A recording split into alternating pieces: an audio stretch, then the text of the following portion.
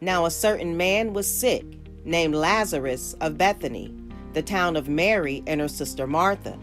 It was that Mary which anointed the Lord with ointment and wiped his feet with her hair, whose brother Lazarus was sick.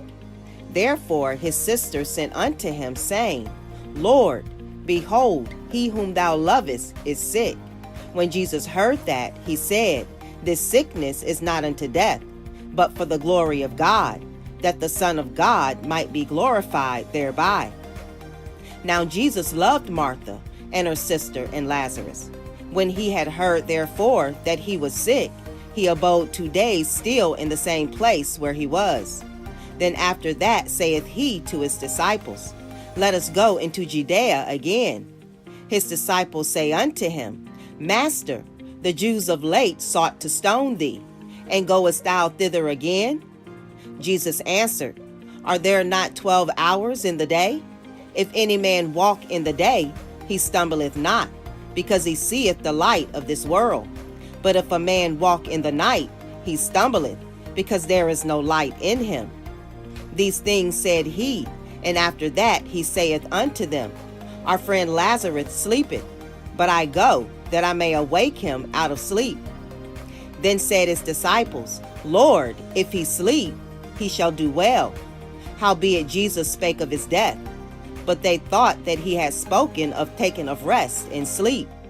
Then said Jesus unto them plainly, Lazarus is dead, and I am glad for your sakes that I was not there, to the intent ye may believe. Nevertheless, let us go unto him. Then said Thomas, which is called Didymus, unto his fellow disciples, Let us also go, that we may die with him. Then when Jesus came, he found that he had lain in the grave 4 days already. Now Bethany was nigh unto Jerusalem, about 15 furlongs off. And many of the Jews came to Martha and Mary to comfort them concerning their brother. Then Martha, as soon as she heard that Jesus was coming, went and met him, but Mary sat still in the house. Then said Martha unto Jesus, Lord, if thou hadst been here, my brother had not died. But I know that even now, whatsoever thou wilt ask of God, God will give it thee.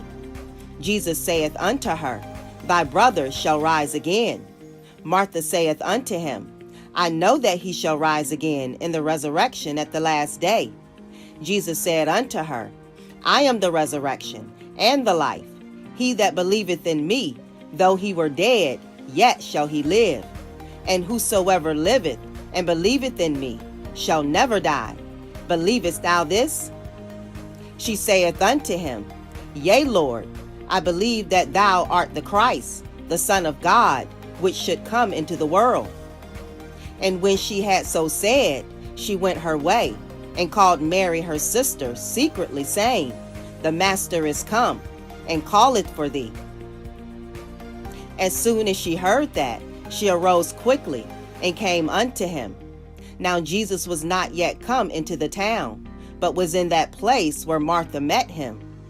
The Jews then, which were with her in the house, and comforted her, when they saw Mary, that she rose up hastily and went out, followed her, saying, She goeth unto the grave to weep there. Then when Mary was come where Jesus was, and saw him, she fell down at his feet, saying unto him, Lord, if thou hadst been here, my brother had not died. When Jesus therefore saw her weeping, and the Jews also weeping which came with her, he groaned in the spirit, and was troubled, and said, Where have ye laid him? They said unto him, Lord, come and see. Jesus wept. Then said the Jews, Behold how he loved him. And some of them said, Could not this man, which opened the eyes of the blind, have caused that even this man should not have died? Jesus therefore, again groaning in himself, cometh to the grave. It was a cave, and a stone lay upon it. Jesus said, Take ye away the stone.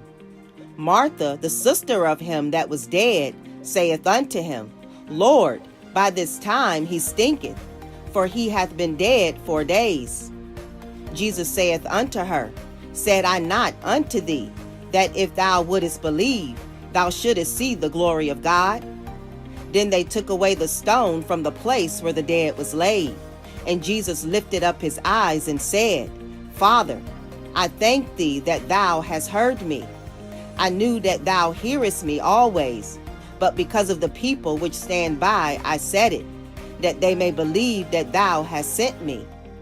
And when he thus had spoken, he cried with a loud voice, Lazarus, come forth. And he that was dead came forth, bound hand and foot with grave clothes, and his face was bound about with a napkin. Jesus saith unto them, Loose him, and let him go. Then many of the Jews which came to Mary, and had seen the things which Jesus did, believed on him.